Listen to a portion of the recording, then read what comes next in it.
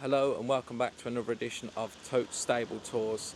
Next up it's Emma Lavelle, and of course she is best known for training the legendary staying hurdler Paisley Park, which has got a host of new young horses that she's excited about, and she's given us a few to follow. I was reading that you started training in 1998. Yes, thank you. How has that happened? How is it that long ago? We started 6 horses just outside of Andover. And how long have you been here? 8 years now, 8 years in May.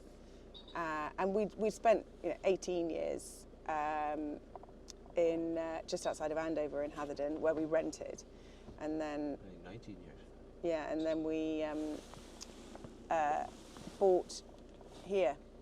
We begged, borrowed, fortunately didn't steal. Became very good friends with the bank. And Stole a little bit.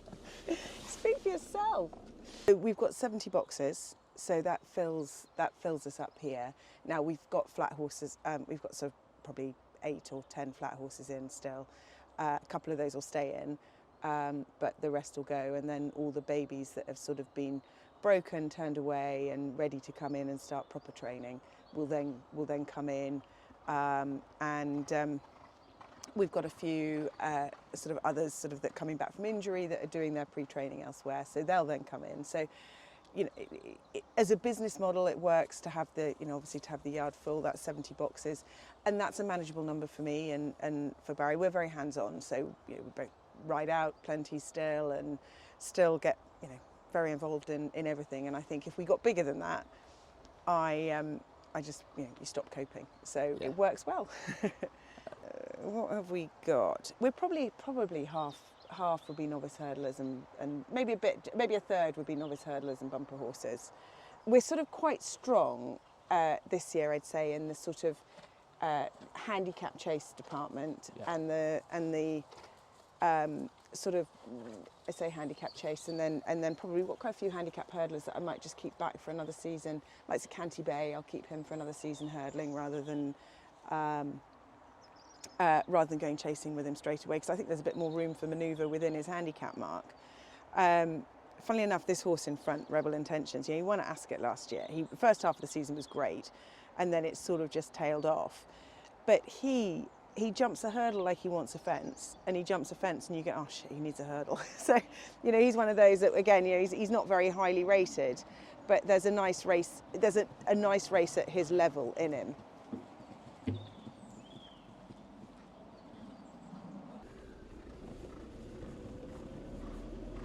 So Rebel Intentions, Kit's Tote, JJ Moon, Rocket Man, Eureka Creek, Doughmore Bay. Oh, Doughmore looks a bit fresh. We're very lucky, so we've got 150 acres of grass gallops, and you can go anything from 5 furlongs to 1.5 miles. This is what's known as Bungalow Mile. It's a mile, so they're going to have a canter out here, and then some of them will school. It was named Bungalow Mile because up here on the right was a bungalow that Sir Gordon Richards lived in when he was training from here. Yeah. And the reason that they built the bungalow up here was because he was suffering from TB, and they wanted him to be high up for the fresher air. Oh, right. So that suggests we're up quite high up.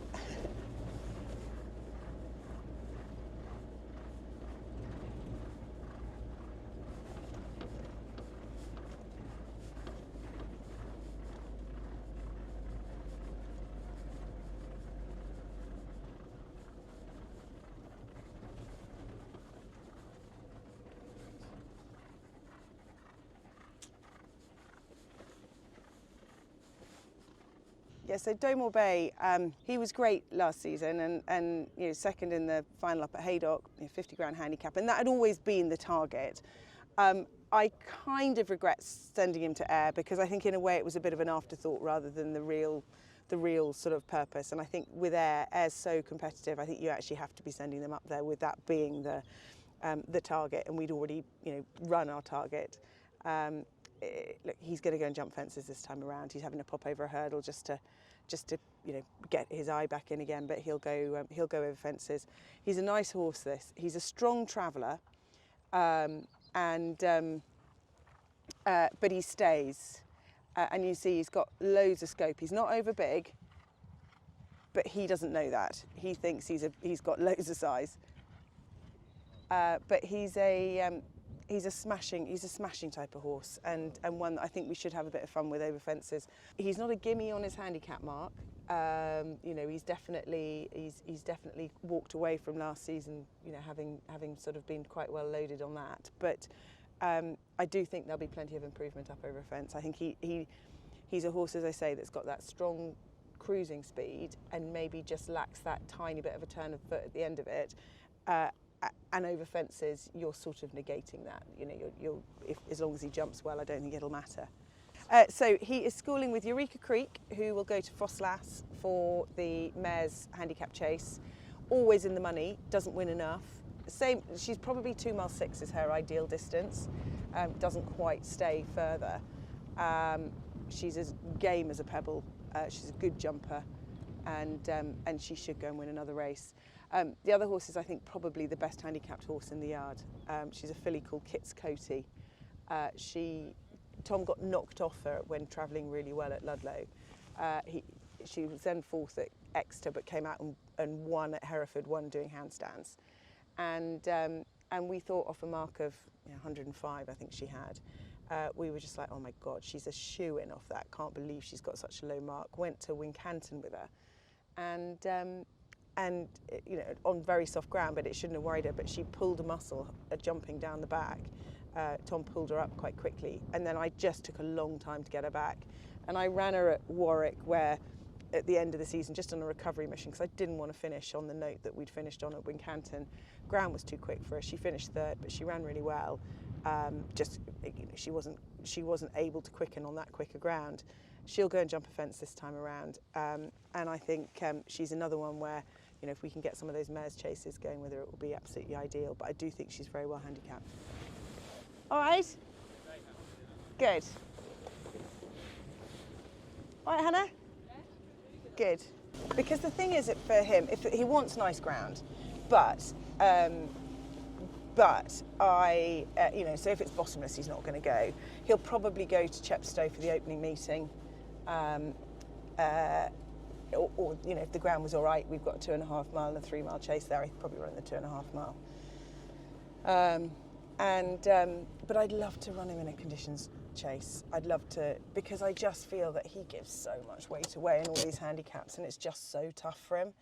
But he tries his little heart out. I don't think he's giving lumps away. I don't think he's a genuine stayer. If you could just get into that nice rhythm with him and just drop him in, I think it'd be worth a crack on better ground in one of the earlier conditions chases.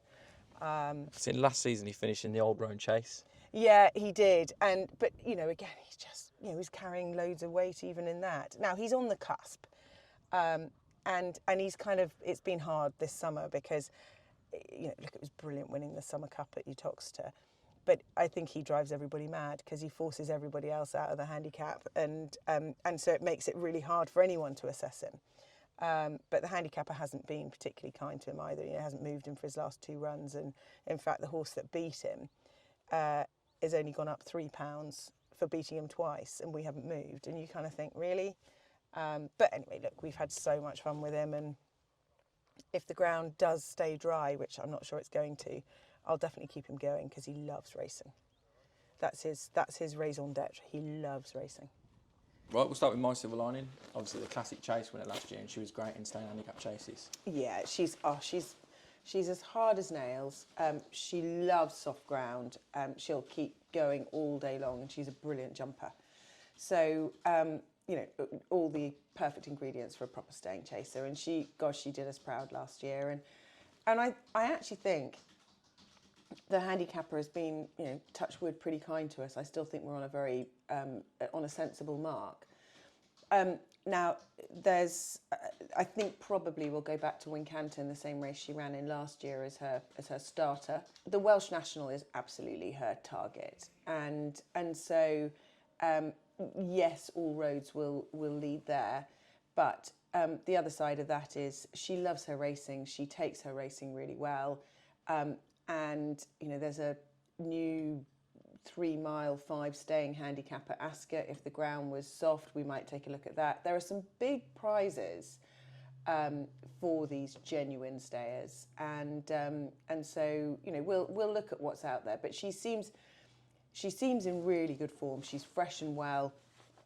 I think we probably did just go to the well one too many times with her last season going to Ayr. I think it wouldn't have been an issue if the ground had been soft. She tried her heart out, but she was very tired after that. And it was interesting. It took her a good bit of time in the summer for her to really get her mojo back. You know, she was pretty sort of chilled out in the field and just not that interested in galloping around when the others were. And then just as the summer went on, she got you know, back to being Mrs. Feisty and galloping around with everything else, and she's come in and she's great. So you know, look, Chepstow is the main target, but there are some big races around, and we'll take, you know, see what the ground does, and you know, for her especially, a wet winter would be ideal. One that could be a Saturday horse is Tightenourbelts. He ran in some good novice chases last term and last seen other hurdles in the spring. I'd always thought on the back of his first hurdle season that, you know, chasing was going to be brilliant, and I think that's absolutely right. It will be. His first run over fences around Ludlow was fantastic. You know, he absolutely pinged round and was you know, won doing handstands. And his run at Newbury was also very good in the Grade 2 when he was third. I thought, well, look, let's have a go and run him in the Grade 1 at Kempton. And Il Francais was just, I mean, I think it just broke his heart from a very, very early stage. I don't think he'd ever gone so fast in all his life. And he jumped the first a bit big, the second even bigger and slower, and you know, needed binoculars to see Il Francais. And I think, and I never really got him back after that. I think I just, you know, when we were dealing with, you know, when he was going over fences, I think he just lost his confidence, just lost his bottle. So going back over hurdles at Uttoxeter was very much a mission just to get that confidence back. And I was really pleased with how he ran. In my heart of hearts, I don't know, certainly over hurdles, whether he genuinely stays 3 miles. And so my feeling is his first run of the season is going to be 2.5 miles at Chepstow. That's my plan, is to go to the opening meeting there with him. And in the handicap hurdle. And I think that where we go after that will depend on what happens. So whether we then go straight back over fences at that point, or whether we stick to hurdles, we'll see. But he's a horse with a big engine. He looks great. He's doing everything well at the moment. He's versatile, and when he's good, he's very good. King's Threshold was incredibly consistent last term, and he won at Ascot and Handicap Chase. He's into open company chasing. Would he go over medium and staying trips, I suppose? I think you know, his Ascot run was great, and he was really gutsy. You could say, looking at his form last season, yes, he was very consistent, but probably disappointing in some ways as well, because, you know, 9 times out of 10 he started favourite and got beaten, and he would just, everything looked to be a bit laboured and a bit of an effort, and he just hoof one out the ground and all the rest of it. The reality is, I think this is a horse that's taken a long time to be mature enough and really genuinely come to himself. But also, I think he's a typical Yates that wants nicer ground. And so I think he probably ran as well as he did despite himself, instead of it being really what he wanted. And I don't mean that he has to have quick ground, but I think he just doesn't want that real soft ground. I mean, I remember when he ran at Wincanton and it was an absolute bog.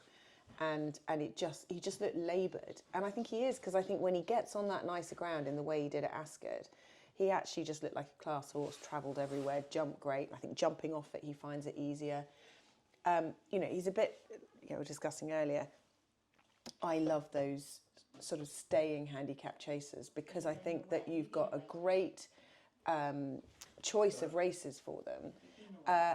They're usually worth quite a lot of money, and quite often, you know, he's got a good team of owners who quite enjoy going racing on a Saturday, and they tend to be dotted around there. So, you know, they're competitive, yes they are, but you've got a chance of winning some money with these horses. And again, I think he's pretty well handicapped. I think we've got room to manoeuvre with that. Classic King was a smart-looking novice last term, and it was a win cancer winner before, being a runner-up in 4 starts, and he fell once at Newbury. And he's got some nice form ties with some good horses like Queen's Gamble, the Dorian Chief, and Baloo of Nicky Henderson's.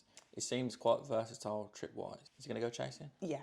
So the plan is to go chasing with him, and he was. So we love him. He's a really nice horse. This again, he's probably a bit like King's Threshold. He's not going to want the ground to be really soft.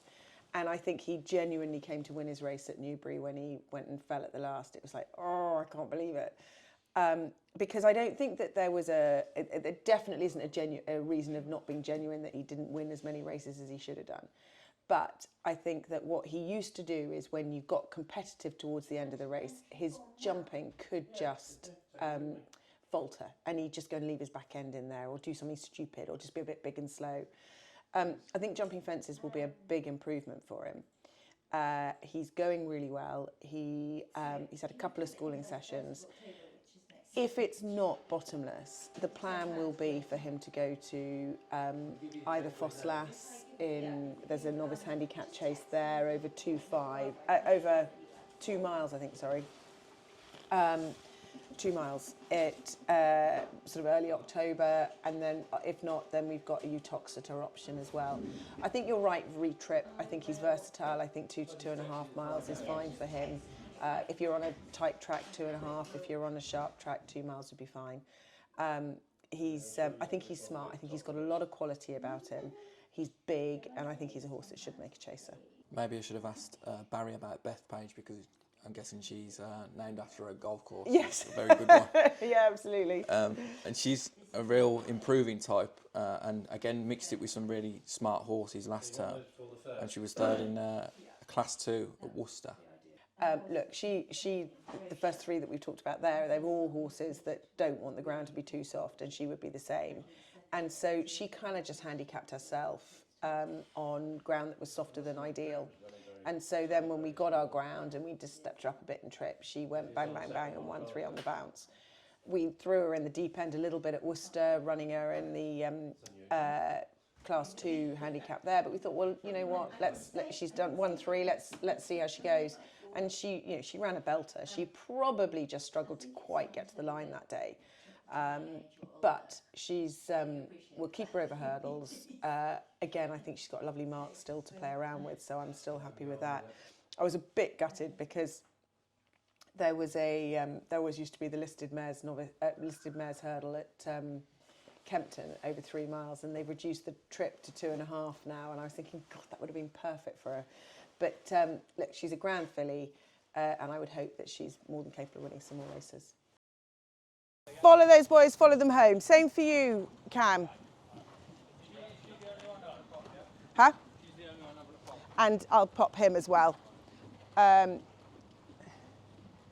I think we might even pop One Night. He's done plenty of jumping. So One Night, Gold Link. Ooh. Gold Link was definitely ready to turn. Jesuila Des Mottes, she's a nice mare. Royal Rambler, hasn't run yet.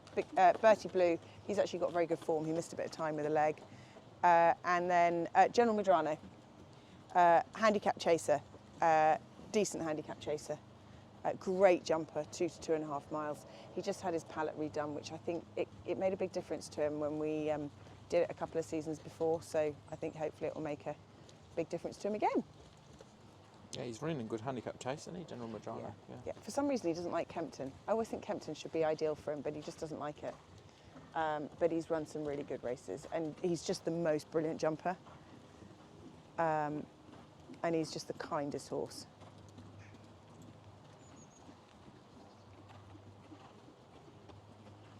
I suppose off his sort of rating, he'll be running on, in good races on Saturdays and stuff, yeah. And they're lovely, those kind of horses. I think they take you to nice meetings. You're always going to be competitive. You're going to win 1 or 2 of them if everything goes to plan. I love that sort of horse. Tries his heart out.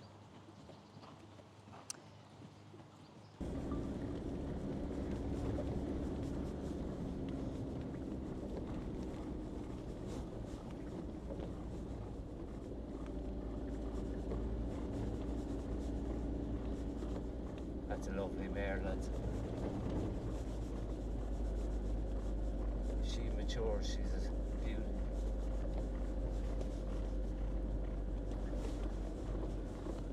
She strengthened up a bit. Yeah. Say, when I rode her in a bumper, she hung a bit left late on, and she was just lugging a touch left then. Okay. Maybe it's just a little trait of hers, but If that's not a fucking racehorse, I'll eat my hat. I know. She's taken one stride to there too, like. I know. She's floating out there. As I said, she's probably at an age and stage she can probably handle a bit more graft now, and Yeah. we'll see. Baby steps. Fucking lovely Yeah, mare. she's a proper mare, that. Canty was brilliant last season. We had so much fun with him. He did have one characteristic that we would call the Canty special, which is when his back feet would land over the hurdle, before his front feet. You're just like, what are you doing? He could jump so many of them brilliantly, and then he'd go and do one absolute, ridiculous jump. And he's always good at home, so he's one of those that it's just frustrating. But yeah, he won a couple, he was placed, he did everything that we could have wanted of him. And I think there's improvement still to be had, A, with his jumping, and B, with his mark. So we're going to stick to hurdles for this, certainly the first half of this season, and then decide what we do. Baltray was placed in a good Limerick bumper, which the two horses that have come out of that, Chosen Witness won at Ayr, and Talk in the Park won at Galway recently. It was a winner at Hereford by 13 length and placed twice at Fontwell. More to come from that one. Yeah, he'll go and jump a fence this year. He's a horse with lots of ability, but I think he suffers from the horse equivalent of anorexia, because he's just terrible to eat. So we keep him going out. We just keep trying to pump the food in, and that's why it's hard to get a lot of races in a season. You had just to try and keep that feed going into him. He's just a bundle of energy. He's a smashing type. I think there's definitely improvement in him. He's a horse that's got lots of natural pace, and God, he's a brilliant jumper. So he's one of those. I'm not sure that he'll run loads of times, but he will run well however many times that he does run. And you said you've got quite a lot of young horses. I know they're not as far into the training as they could be for you to judge them, but have you got any nicer ones that you're looking forward to? Lots. So yeah, we have. I mean, there are things like a horse called King Califet. He was second in an Irish point. We bought him at Newbury and at the sales at Newbury, and he was nearly there to run last season, back end in a bumper, and we didn't run him because I just felt that he was never just how I wanted his skin to be, and never just how I wanted him to look. And sometimes these horses do take a bit of time to acclimatise when you buy them, even though it's only the RSC. Anyway, we gave him the time, and I am so happy that we did, because he's lovely. He's a real model. He moves great. He travels in all his work. We schooled him this morning, and he was just brilliant. So who knows? Maybe he's just brilliant at home, but he gives you the feeling that he could be something really special. So yeah, we like him very much. Real nice young horse that we bought last season called Shantou. He had one. We ran him in a bumper at Huntingdon, and he never came off the bridle. Won really easily. So we sent him up to Aintree for the Aintree bumper, and went there thinking that we had a really decent chance. But he just got a little bit revvy beforehand, and then we definitely did too much. They went too quick early, and it just didn't happen for him. He had a lovely summer out in the field, and he's come in. He's a brilliant jumper of a hurdle. He's one of those nice novice hurdlers, I'd say. So we'll see what happens, but I do like him a lot. Along those lines would be a horse called the Long Point, who won his. He had finished third in his point to point. Bought him at Cheltenham. And he won his only bumper that he ran for us at Huntingdon. Again, did it really easily. big, rangy horse, real good jumper of a hurdle. Kind of sits on the could be anything step. Chasing's going to be his game, but he does look a proper horse. We ran a nice mare, Bluey. Again, another bumper winner for us. She'd had a few runs in point to point. She'd been placed, and then she won her last one. Bought her quite cheaply.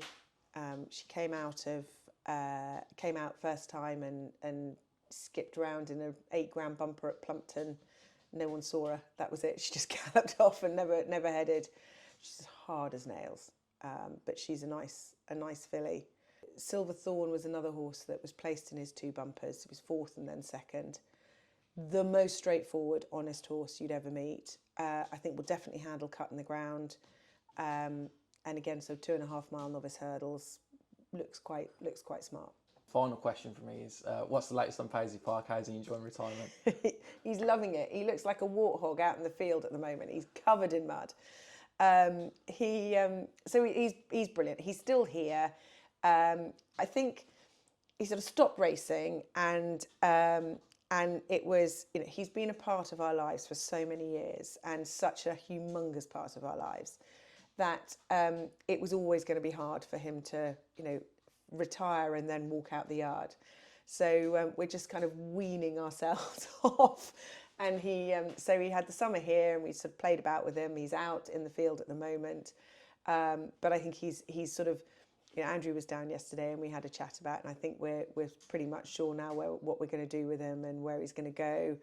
And he, look, he's so special and he's so cool. I mean, Andrew went out to see him yesterday, and armed with polos, and basically it was Andrew's opening the polo packet and Paisley's just nibbling away. He'll never bite him, he'll never do anything. He just, he adores him. And I think it will be, when he actually leaves the yard, it's going to be just, it's going to be heartbreaking but just such great memories. He's just been so special.